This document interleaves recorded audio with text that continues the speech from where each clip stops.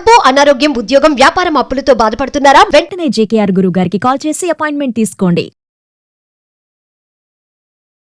అమ్మ నమస్కారం. నమస్తే సంగీత. అమ్మ, కొంతమంది మహిళలు అంటే ఏజ్డ్ వాళ్ళు ఒక 60, 50 ఇంకా 50 నుంచి వెళ్ళి ఒక 70 వరకు 70 వరకు అలాంటి మహిళలకు ఏంటంటే డబ్బు బాగుంటది, కానీ భర్తలు వారికి అందుబాటులో ఉండకపోవడం అయి ఉండొచ్చు, భర్త లేకపోవడము ఇంకా లేకపోవడం ఇలా ఒక కారణంగా తీసుకోవచ్చు. అలాగే వారికి ఉన్న డబ్బును ఖర్చు పెట్టుకోవడానికి ఒక తోడు కావాలి, వాళ్ళు ఎక్కడికైనా తీసుకెళ్ళడానికైనా ఇంకొకటి.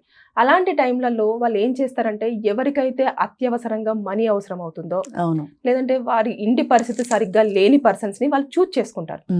చూస్ చేసుకొని వాళ్ళను ఈ డబ్బును చూపిస్తూ వీరి కోరికలను తీర్చుకుంటారు. సో దీన్ని మనము మీ ఉద్దేశ ప్రకారంగా అసలు ఇది ఏ విధంగా తీసుకోవాలంటారు? అంటే ఇది కరెక్టా, రాంగా? అంటే అవసరాన్ని ఉపయోగించుకొని వీళ్ళు వారిని ఉపయోగించుకోవడం ఎంతవరకు కరెక్ట్? ఇప్పుడు ఇలాంటిది మనం లేడీస్ లో వింటూ ఉంటాం.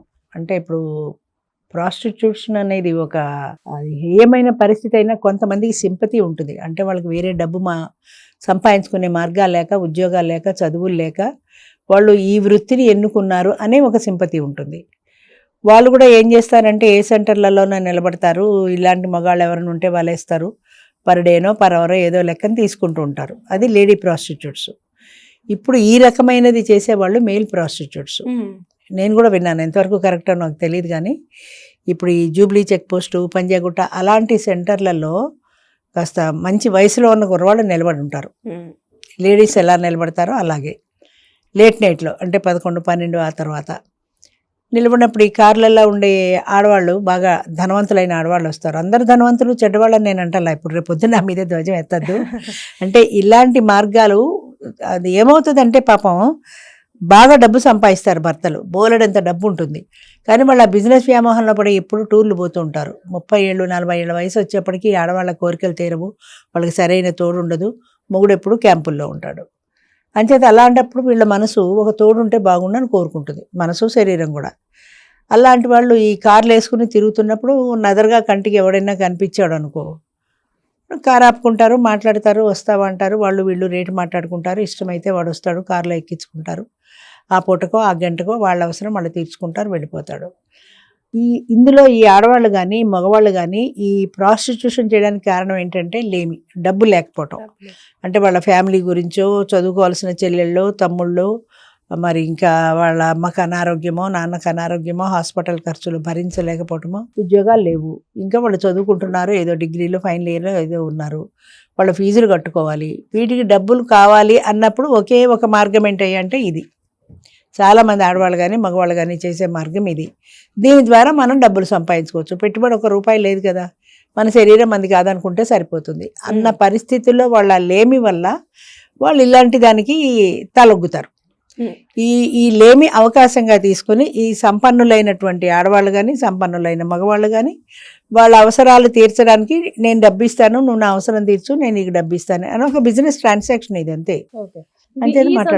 ఏజ్ కూడా తీసుకోవట్లేదు కదా అమ్మ. అంటే ఒక్కొక్క ఆవిడకి 70 సంవత్సరాలు ఉంటే 24, 22 సంవత్సరాల అబ్బాయిని కూడా వాళ్ళు ట్రాప్ చేస్తున్నారు కదా. అవును, వాళ్ళకి ఏజ్తో సంబంధం లేదు. ఇప్పుడు సాధారణంగా మనం ఒకప్పుడు ఏం వినేవాళ్ళం అంటే, ఎంత ముసలాడైనా సరే యంగ్గా ఉన్న అమ్మాయిని కోరుకుంటాడు అనేది ఒక నానుడు ఉంది. 70 ఏళ్ళ వాడైనా సరే 20 ఏళ్ళు కావాలి, 25 ఏళ్ళు కావాలి, 30 ఏళ్ళు కావాలి, 50 అయినా. ఇప్పుడు మా దగ్గరికి వచ్చే వాళ్ళు 50 అయినా అంతకంటే దొరకరా అని అడుగుతుంటారు. అలా అడిగేటువంటి మెంటాలిటీ ఉన్నవాళ్ళు చాలా మంది ఉంటారు మగవాళ్ళలో. అలాగే ఆడవాళ్ళల్లో కూడా యాక్చువల్గా చెప్పాలంటే 50 ఏళ్ళు దాటిన తర్వాత, మెనోపాజ్ స్టేజ్ దాటిపోయిన తర్వాత ఆడవాళ్ళల్లో కోరికలు తగ్గిపోతాయని అంటారు. ఇంకా కోరికలు తీరకో, లేదా శారీరకమైన కోరికల కంటే కూడా ఒక మానసికమైన తోడు కోసమనో, వాళ్ళతో షేర్ చేసుకోవాలి, లేదా వాళ్ళతో కలిసి కాఫీ తాగాలి, కలిసి డిన్నర్ చేయాలి, ఇలాంటి కోరికలు కొంతమందికి ఉండిపోతాయి. 60 ఏళ్ళు వచ్చినా 70 ఏళ్ళు వచ్చినా ఈ కోరికలు తీరపోవచ్చు కదా. అలాంటి వాటికి కానీ, లేదా శారీరకమైన కోరికలు తీర్చుకోవడానికి కానీ ఒక మనిషి కావాలి వాళ్ళకి. అలా మనిషి కావాలి అన్నప్పుడు భర్త అందుబాటులో లేనప్పుడు, లేదా ఒంటరి మహిళ అయినప్పుడు, నా దగ్గర డబ్బు ఉంది కాబట్టి నా డబ్బు అవసరం ఎవరికైనా ఉంటే నేను ఆ డబ్బు వాళ్ళకి ఇచ్చి వాళ్ళ నుంచి నేను కావాల్సిన సుఖం పొందొచ్చు కదా అని అనుకునే వాళ్ళు ఉంటారు. అలా అనుకునే ఆడవాళ్ళు తక్కువ మందే ఉంటారు, కానీ అలాంటి వాళ్ళు కూడా ఉంటారని అప్పుడప్పుడు ఏ పేపర్లలోనూ టీవీలోనూ చూస్తుంటాం మనం. అలాంటి కథలు కూడా వింటూ ఉంటాం. అంచేత అటువంటి వాళ్ళు ఏం చేస్తారంటే, ఈ మెయిల్ ప్రాస్టిట్యూట్స్కి డబ్బు ఎరగా చూపిస్తారు. డబ్బు ఎరగా చూపించి నాతో కొంచెంసేపు గడిపినట్టయితే నీకు ఈ డబ్బు ఇస్తానని. ఆ డబ్బు అవసరం కొద్దీ వాళ్ళు కూడా వీళ్ళకి బెండ్ అవుతారు, లొంగుతారు. అంచేత డబ్బు వీళ్ళు ఇస్తారు, వీళ్ళకి కావాల్సిన సంతోషాన్ని వాడిస్తాడు. మ్యూచువల్ అండర్స్టాండింగ్, ఇది కూడా ఒక బిజినెస్ లాగానే. Mutual understanding and cooperation. ఈ రకంగా ఒకళ్ళకొకళ్ళు చదువుకుంటారు. అందులో 60 ఏళ్ళు వచ్చిన స్త్రీ ఉండొచ్చు, 70 ఏళ్ళు వచ్చిన స్త్రీ ఉండొచ్చు. కానీ ఇలాంటివి చాలా తక్కువ మందే ఉంటారు. కానీ అలాంటి వాళ్ళు కూడా లేకపోలేదని ప్రజెంట్ మనకి ప్రస్తుతం పేపర్లలో టీవీలో వచ్చే చూస్తుంటే మీరు చూసిన ఈ అర్థమవుతుంది. మధ్య కాలంలో చూసిన ఏదైనా అంటే అలాంటిది ఏదైనా మీరు నేను ఎక్కడో చదివానమ్మా, ఎంతవరకు కరెక్టో నాకు తెలియదు. కానీ ఒక 20-21 సంవత్సరాల వయసు ఉన్న ఒక కుర్రవాడిని ఒక 70 ఏళ్ళ ఆవిడ ఎత్తుక్కుంటూ వచ్చి, నన్ను పెళ్లి చేసుకో, నా ఆస్తి అంతా నీకు ఇస్తాను, నీ తల్లికి వైద్యం చేయిస్తాను, నీ తమ్ముడిని నీ చెల్లెల్ని చదివిస్తాను, ఏదో ఆఫర్ ఇచ్చింది వాడికి. వాడు వాళ్ళందరి కోసమని వాడి జీవితాన్ని వదులుకొని, పోలే డబ్బున్నాడు కదా, నా వాళ్ళందరినీ పైకి తీసుకొస్తుంది కదా అనుకున్నాడు. అలాగే పెళ్లి చేసుకున్నాడు. 10 మందిలో పెళ్లి చేసుకున్నారు. వాడిని ఆవిడ బంగ్లాకి తీసుకెళ్ళింది. వాడికి ఫుడ్, షెల్టర్ అన్నీ ఉన్నాయి. వాళ్ళ అమ్మని హాస్పిటల్లో జరిపించింది, ట్రీట్మెంట్ ఇప్పిస్తుంది, అంతా చేస్తోంది. కొన్ని రోజుల తర్వాత వాడికి అర్థమైంది, అంటే వాడి తండ్రి చనిపోయాడు, తండ్రి లేడనే తెలుసు. కానీ ఆ తండ్రి చనిపోవడానికి కారణం ఈవిడే అని, ఈవిడ ఒకప్పుడు తన తండ్రిని ప్రేమించిందని, కారణాంతరాల వల్ల వాళ్ళిద్దరూ పెళ్లి చేసుకోలేదని, వాళ్ళ తండ్రి వేరే పెళ్లి చేసుకుని వీళ్ళందరినీ కన్నాడు. తర్వాత ఆవిడ సపరేట్ అయిపోయింది. ఆవిడ ఎవరో బాగా డబ్బున్నవాడిని పెళ్లి చేసుకుంది. కానీ మనసులోంచి ఇతని తండ్రి ఆమె లవర్గా ఉన్నాడు కాబట్టి వాడిని మర్చిపోలేకపోయింది. ఏదో కారణాంతరాల వల్ల తర్వాత వాడిని చంపేసింది. వాడిని తీసుకొచ్చి వాళ్ళ భూగృహంలో ఎక్కడో పాతి పెట్టింది. అలా పెట్టేసి వాడి కుటుంబానికి సాయం చేయాలనే ఉద్దేశంతో వాడి కొడుకు ఎక్కడున్నాడు ఎత్తుక్కుంటూ వచ్చి వీడికి ఆఫర్ ఇచ్చింది, నేను నిన్ను నీ చెల్లిని తమ్ముడిని చదివిస్తాను, నీ తల్లికి వైద్యం చేయిస్తాను. ఇదంతా వాడికి తర్వాత బయటపడింది. తర్వాత బయటపడినా ఈ ఇద్దరి మధ్యన వయసు వ్యత్యాసం చాలా ఉంది. ఆవిడ 70, వీడికి 20, అంటే దాదాపు 40-50 సంవత్సరాల వయసు వ్యత్యాసం ఉంది. పైపెచ్చు వాడి తండ్రిని ప్రేమించింది ఆవిడ. అంటే వాడి తండ్రిని ప్రేమించిందంటే వీడు ఆవిడకి కొడుకు వరసే కదా అనుకుంటే. మరి అలాంటి వాడిని ఎలా పెళ్లి చేసుకుంది అంటే అది ఒక, దాన్ని ఏమంటారు, అది క్రిమినల్ మైండ్ అను, సైకాటిక్ లక్షణం అను, ఏమను. ఆ కుటుంబానికి సహాయం చేయాలి, ఊరికే వెళ్ళి నేను ఈ లక్షలు ఇస్తాను తీసుకోని అనలేదు కాబట్టి ఇలా చేసింది. లేదా వాడు నన్ను పెళ్లి చేసుకోలేదు కాబట్టి వాడి కొడుకుని పెళ్లి చేసుకుని రివెంజ్ తీర్చుకుంటాననే మనస్తత్వమైనా అయి ఉండొచ్చు. ఇలాంటివి చాలా రేర్గా చూస్తామమ్మా. కానీ అక్కడక్కడ ఇలాంటివి కూడా కనపడుతున్నాయి. ఇంకా కొన్నాళ్ళకి ఇంకా ఎక్కువ అవుతాయి.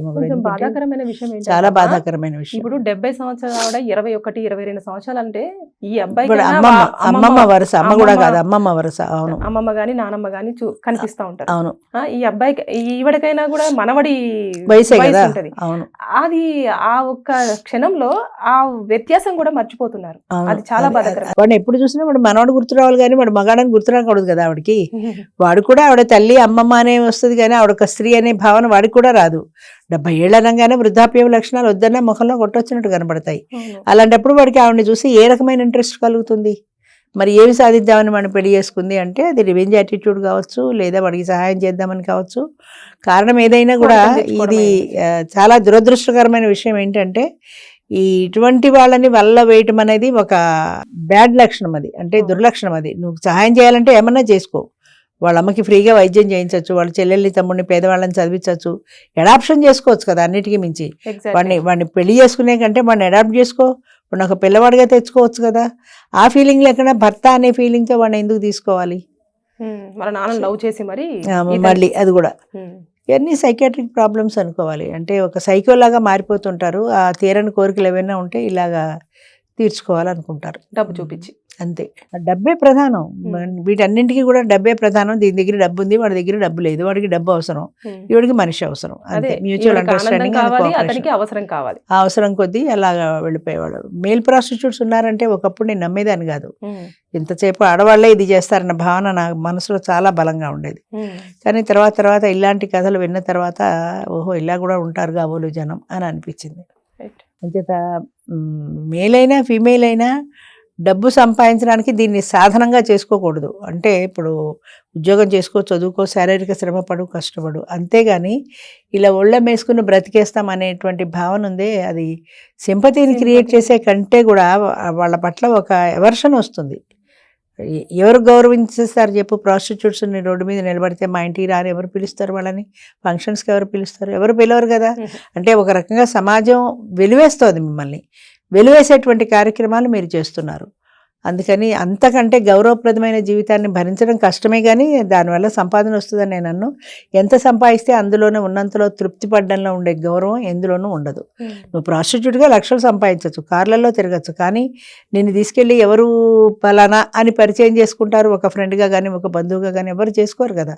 సమాజంలో మీ స్థానం వేరైపోయింది, సమాజం నుంచి మీరు వెలువైపడ్డారు, దూరం అయిపోయారు. అంచేత అటువంటి వాటికంటే గౌరవప్రదమైన జీవితం ఎప్పుడూ సేఫ్ సైడ్. పచ్చరన్నం తిన్నా సరే గౌరవంగా తినడంలో ఉండేటువంటి ఆనందం కానీ ఆత్మవిశ్వాసం కానీ ఇలా ఈల్డైపోయి ఉళ్ళముగాను బ్రతకటంలో రాదు. అలానే అందరినీ నేను తప్పు పట్టడం లేదు, ఇలా చేసే వాళ్ళ గురించి మాత్రమే చెప్తున్నాను.